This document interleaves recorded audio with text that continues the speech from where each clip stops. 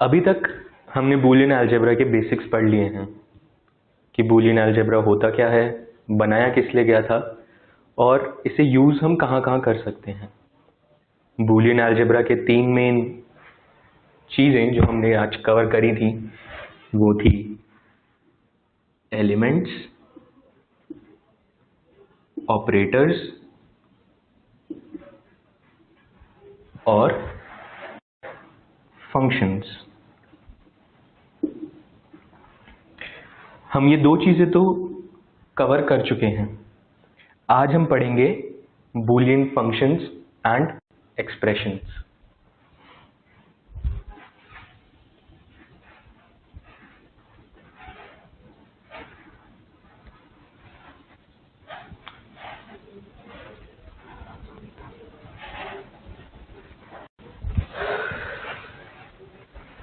तो Boolean algebra के अंदर एक्सप्रेशंस और फंक्शंस हमारे आम अलजेब्रा की तरह ही हैं। इसमें भी हम कुछ सॉल्व करके आंसर निकालते हैं, जैसे कि हम अपने नॉर्मल मैथ्स के अलजेब्रा में करते हुए आए हैं क्लास 7वीं या 8वीं से। बस इसके अंदर ये फ़र्क होता है कि यहाँ पर हम एंड और एक और चीज़ नॉट यूज़ करके इक्वेशंस सॉल्व करते हैं। तो बूलियन अलजेब्रा की फंक्शंस को, इक्वेशंस को सॉल्व करने के या रिप्रेजेंट करने के तीन तरीके होते हैं।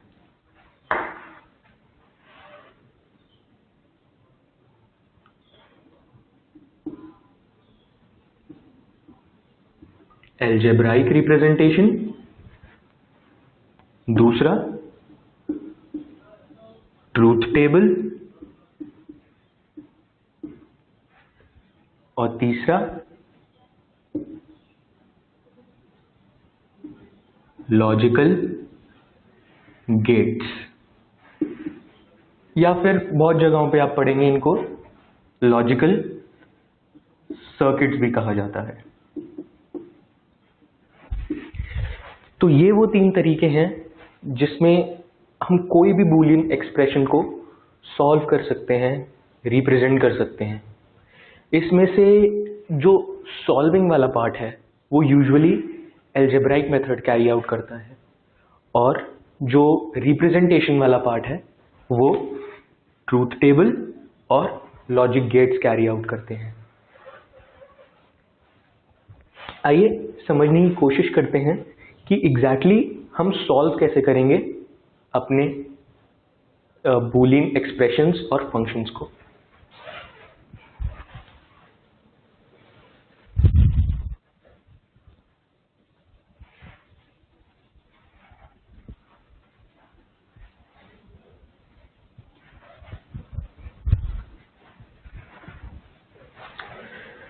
हमने कुछ ही देर पहले कुछ एक्सियम्स और थ्योरम्स पढ़े थे जो कि हम बूलियन अलजेब्रा के अंदर यूज करते हैं।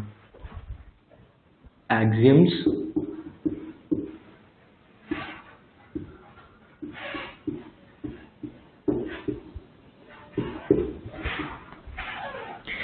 आपने इन एक्सियम्स और थ्योरम्स की एक लिस्ट तो जरूर बना के रखी होगी। तो जब हम अलजेब्राइक मेथड से अपनी इक्वेशन सॉल्व करेंगे तो मैं चाहता हूं कि आप वो लिस्ट अपने पास रखें और जब जब कोई प्रॉपर्टी आएगी मैं उसको यहाँ पर राइट हैंड साइड में मेंशन कर दूंगा और आप रेफर करके देखिएगा कि प्रॉपर्टी से होता क्या है, इस एक्सियम का रिजल्ट क्या था।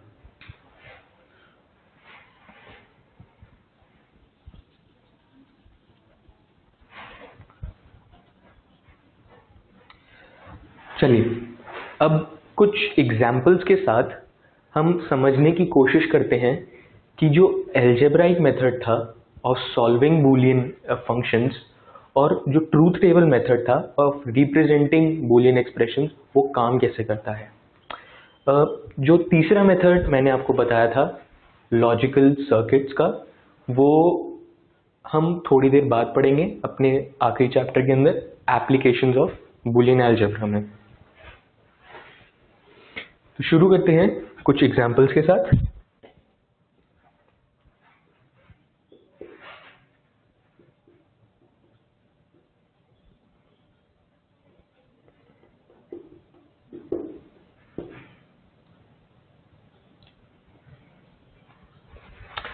चलिए हम दो बूलियन वेरिएबल अज्यूम कर लेते हैं a और b, और जैसे हम मैथ्स के अंदर इनका एक फंक्शन बनाते हैं f, वैसे ही हम बूलियन अलजेब्रा में भी इनका एक फंक्शन बनाएंगे f ऑफ a, b। अब f of a, b represent करता क्या है? क्योंकि एक एग्जाम्पल है तो मैं अपनी साइड से कुछ लिख देता हूं। f of a, b represent करता है a और b एंड a प्राइम और b प्राइम। तो ये रिप्रेजेंट करता है हमारा f ऑफ a, b। चलिए अब इसको सॉल्व करते हैं। हाँ, आपके पास वो लिस्ट होगी जिसके अंदर हमने एक्सियम्स और थ्योरम्स लिखे थे। हम उसको हेविली रेफर करके ये जितने भी एक्सप्रेशंस आते हैं उनको सॉल्व करेंगे। पर सॉल्व करने से पहले मैं चाहता हूं कि आप अपने दिमाग के अंदर एक छोटा सा नोट बना लें। जैसे अलजेब्रा के अंदर हमारे पास एक रूल होता था, BODMAS।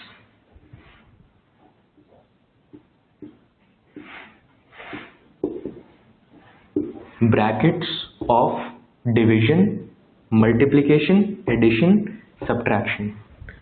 ये BODMAS का रूल हमें बताता था कि एग्जैक्टली एक इक्वेशन को सॉल्व करने का तरीका क्या है, उसका ऑर्डर हमें क्या फॉलो करना है ऑपरेटर्स को सॉल्व करते वक्त।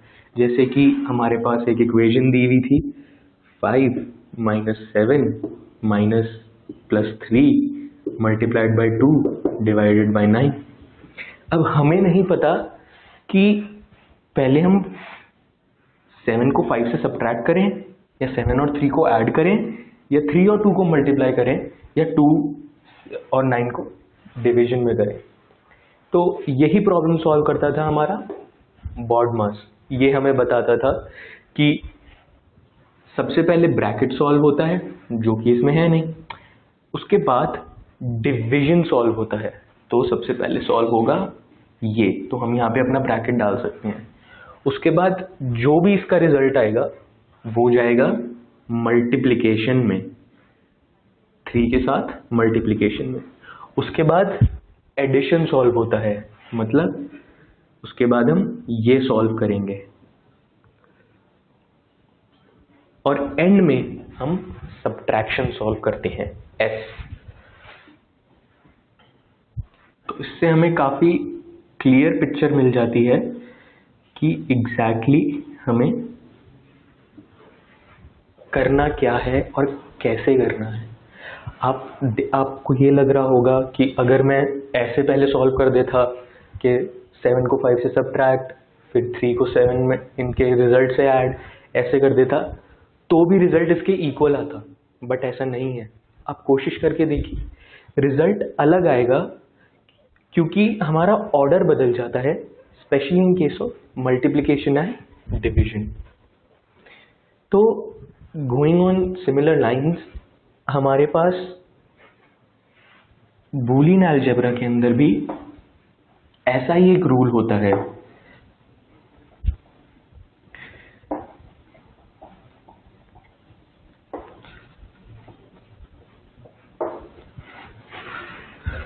तो ये रूल कहता क्या है? ये रूल हमें ये बताता है कि हमारे पास अगर कुछ ऑपरेटर्स दिए हुए हैं तो उनका सॉल्व करने का क्या ऑर्डर रहेगा। तो अकॉर्डिंग टू दिस रूल, इस रूल का नाम है ऑर्डर ऑफ प्रेसिडेंस। मैं लिख देता हूं यहां पर,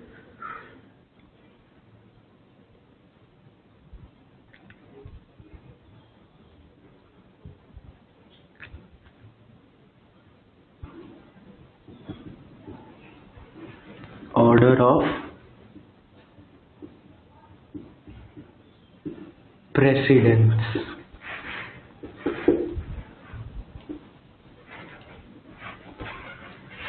तो अकॉर्डिंग टू दिस रूल, जो हमारे पास अपनी बूलियन अलजेब्राइक एक्सप्रेशंस को सॉल्व करने का जो ऑर्डर रहेगा वो है ये। सबसे पहले हम सॉल्व करेंगे अपने ब्रैकेट्स।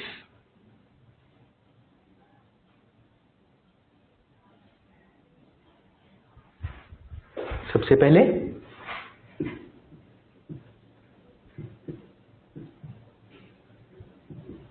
ब्रैकेट्स, उसके बाद हम सॉल्व करेंगे अपना नॉट ऑपरेटर। पहला, दूसरा, नॉट ऑपरेटर। तीसरा हम सॉल्व करेंगे अपना एंड ऑपरेटर।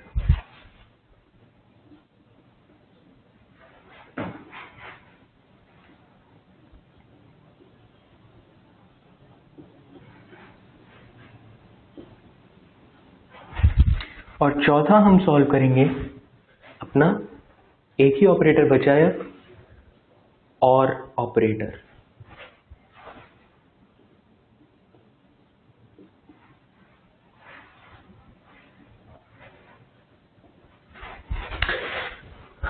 तो ये आपको जरूर याद रखना है हर बूलियन फंक्शन को सॉल्व करते हुए यूजिंग अलजेब्राइक मेथड। आपको याद रखना है कि सबसे पहले मुझे ये ब्रैकेट सॉल्व करने हैं, उसके बाद मुझे नॉट ऑपरेटर सॉल्व करना है, फिर तीसरी चीज मुझे एंड ऑपरेटर सॉल्व करना है, और चौथी चीज मुझे और ऑपरेटर सॉल्व करनी है। अब एक क्विक रिवीजन हो जाता है, इन ऑपरेटर्स का सिंबल क्या था। आपको याद तो होगा कि इन ऑपरेटर्स का सिंबल क्या था। इन ऑपरेटर्स का सिंबल मैं फिर से बता देता हूं। नॉट को हम एक अपॉस्ट्रोफी से रिप्रेजेंट करते थे, जैसे कि एक वेरिएबल है a, तो a नॉट होगा, उसके ऊपर एक ऐसे अपॉस्ट्रोफी लगा हुआ, और हम इसको कहते थे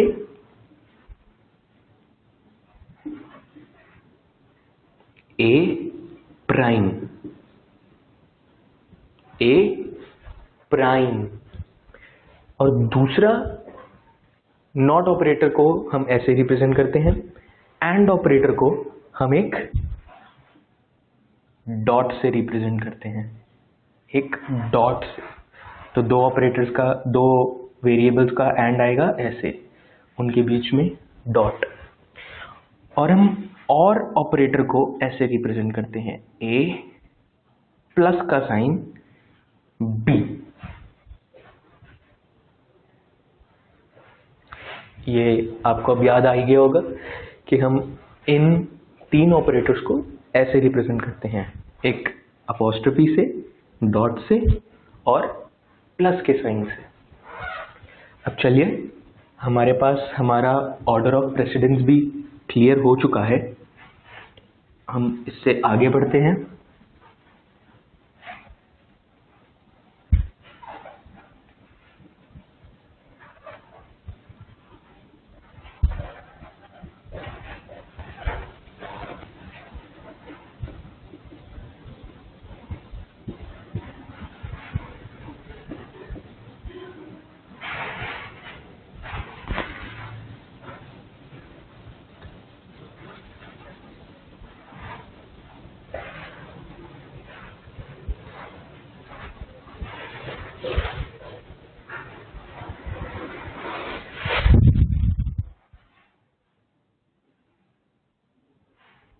चलिए, जो हमने एग्जाम्पल उठाया था उसको सॉल्व करते हैं। अब according to the order of precedence, जो हमने अभी रूल पढ़ा था, उसमें हमें सबसे पहले क्या सॉल्व करना था, ब्रैकेट। तो इस ब्रैकेट में कुछ सॉल्व तो हम कर नहीं सकते, क्योंकि ये दो वेरिएबल्स हैं, और जो दो वेरिएबल्स की वैल्यू होगी उसके हिसाब से हमें लिखना पड़ेगा। उससे अगली चीज नॉट।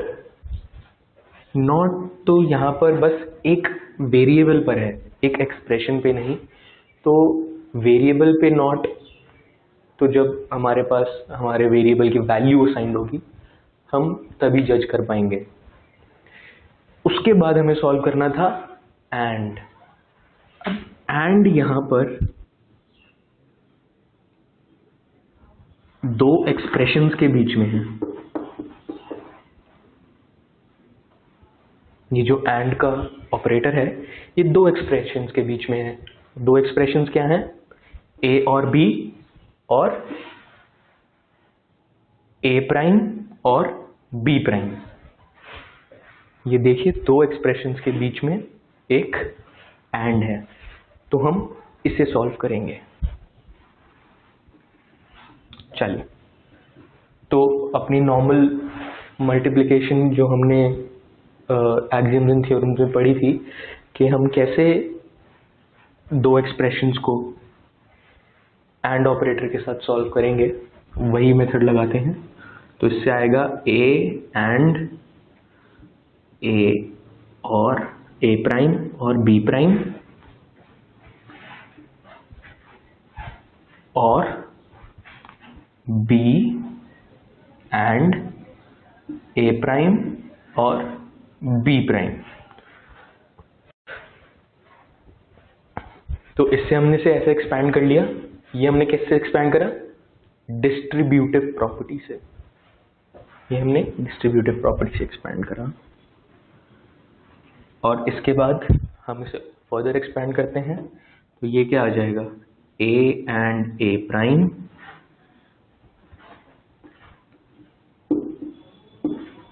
और ए एंड बी प्राइम और बी एंड ए प्राइम और बी एंड बी प्राइम।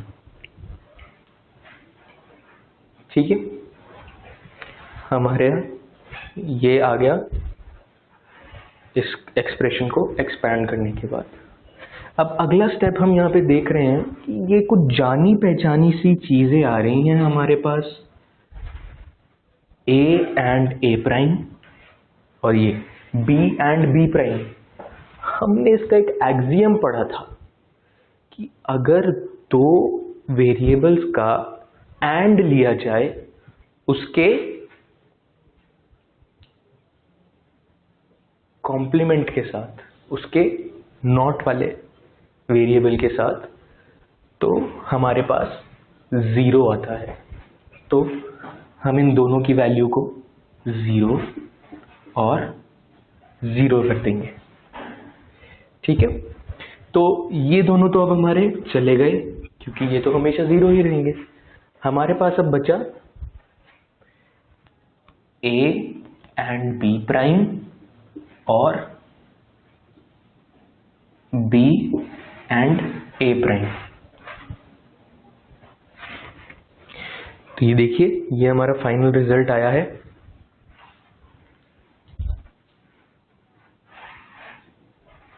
इस इक्वेशन को सॉल्व करने पे, इस इक्वेशन को सॉल्व करने पर हमारा ये फाइनल रिजल्ट आया है।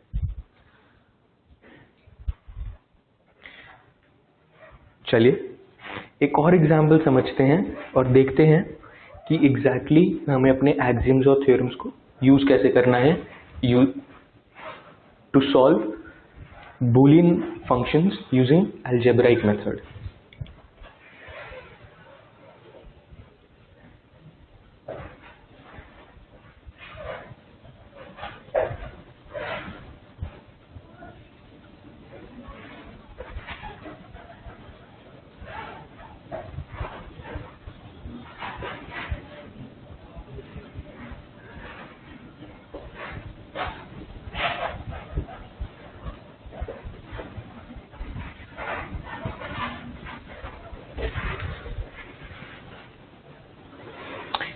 अब जो हम नया एग्जाम्पल लेंगे उसके अंदर हम 3 वेरिएबल के साथ खेलेंगे। 3 वेरिएबल के साथ खेलेंगे तो हमें ज़्यादा अच्छी तरीके से समझ आएगा कि हमें यूज़ कैसे करने हैं अपने एक्सियम्स और थ्योरम्स जो कि हमने पिछली क्लास में पढ़े थे। तो दूसरा एग्जाम्पल उठाते हैं, f of A comma B comma C. इसमें हमने 3 वेरिएबल्स लिए हैं, ए, बी और सी। तो चलिए ए एंड बी और C and A prime and और बी।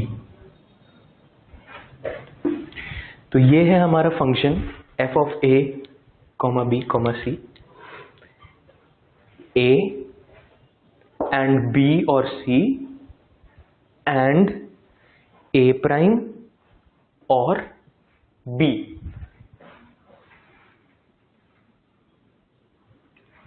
मैं फिर से रिपीट कर देता हूं, हमारा फंक्शन है ए एंड बी और सी एंड ए प्राइम और बी। ये हमारा पूरा एक्सप्रेशन है जिसे हम बूलियन अलजेब्रा की मदद से सॉल्व करेंगे। तो इसमें ऑब्वियसली पहला स्टेप रहेगा कि एंड को रिजॉल्व करना है हमें। अब यहां पे 2 एंड आ रहे हैं, इन दोनों में से पहले किसको रिजॉल्व करें, ये हमारी मर्जी है। या हम चाहें तो किसी भी एंड को पहले रिजॉल्व कर सकते हैं। तो मैं इस वाले एंड से शुरुआत करता हूं, आप चाहें तो बाद में इस वाले एंड से शुरुआत करके देख सकते हैं, पर दोनों केस में आप देखिएगा कि रिजल्ट सेम ही आएगा। चलिए ए एंड बी, ये आएगा कर्ली ब्रैकेट्स में क्योंकि ये एक्सप्रेशन बड़ा होने वाला है। बी एंड ए प्राइम और बी और सी एंड ए प्राइम और बी। इसे और सॉल्व करते हैं, फर्दर सॉल्व करते हैं इसे। ए एंड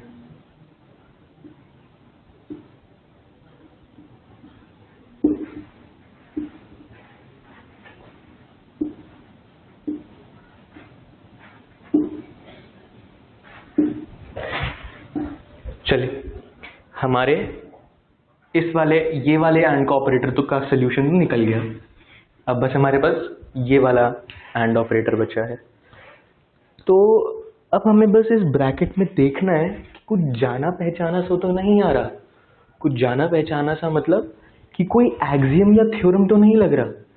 अब मैंने इसीलिए आपको लास्ट क्लास में बोला था कि जो एक्सियम्स एंड थ्योरम्स हैं आपकी फिंगर टिप्स पे होनी चाहिए। आपको ऐसे याद होने चाहिए कि आप जैसे ही देखें आपको पता चल जाए, अरे ये तो मैंने पढ़ा हुआ है, इस पे ये थ्योरम लगेगा और ये इसका ये सोल्यूशन आएगा। तो यहाँ पर हमारे पास क्या जाना पहचाना है, यहाँ पर हमारे पास ये B एंड B जाना पहचाना है। ठीक है, तो B एंड B की वैल्यू हमारे पास एक सिंगल क्या आएगी, B ही आएगी। इसकी वैल्यू होगी B। तो इसको यहां से शॉर्टकट में करते हुए यहां पे सिर्फ B लिख देते हैं। अब इस A को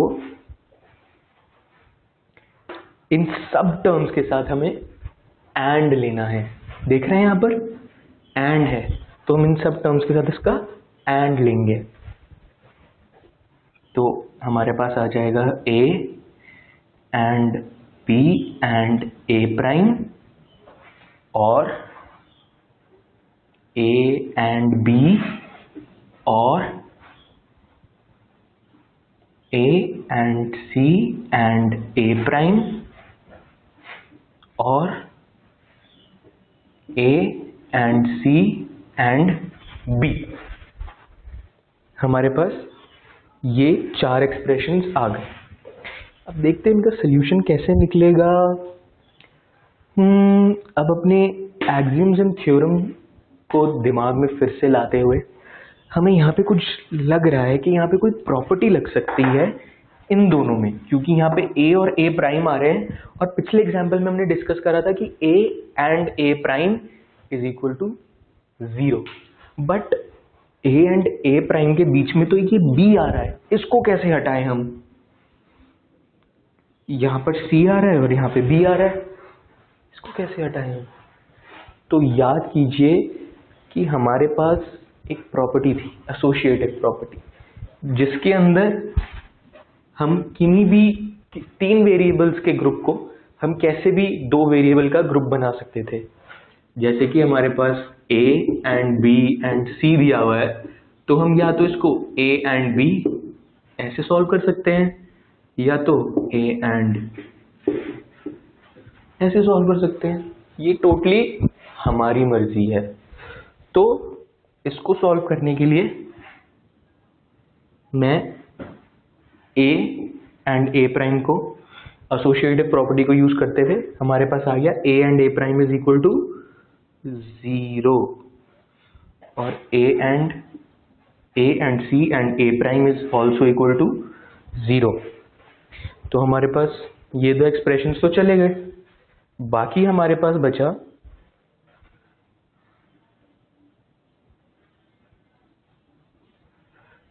a एंड b और a and c and b। तो हमारे पास बस ये बचा। अब हम इसको डिस्ट्रीब्यूटिव प्रॉपर्टी यूज करते हुए a एंड b को दोनों एक्सप्रेशन से बाहर निकाल सकते हैं।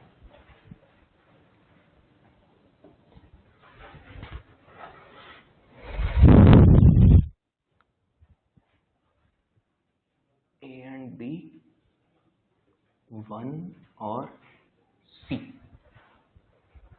देख रहे हैं, a एंड b इंटू,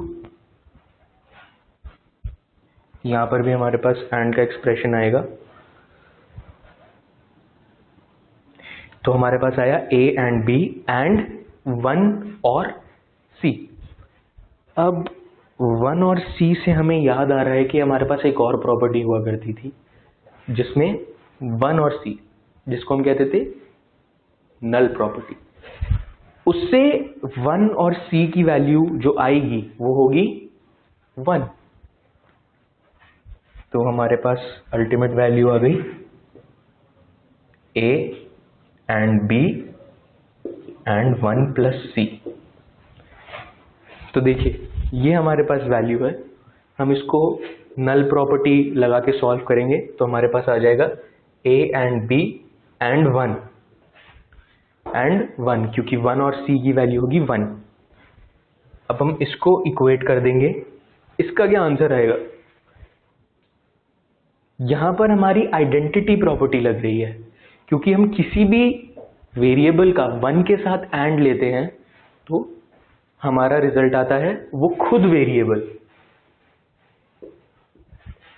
तो हमारा फाइनल आंसर आया a एंड b।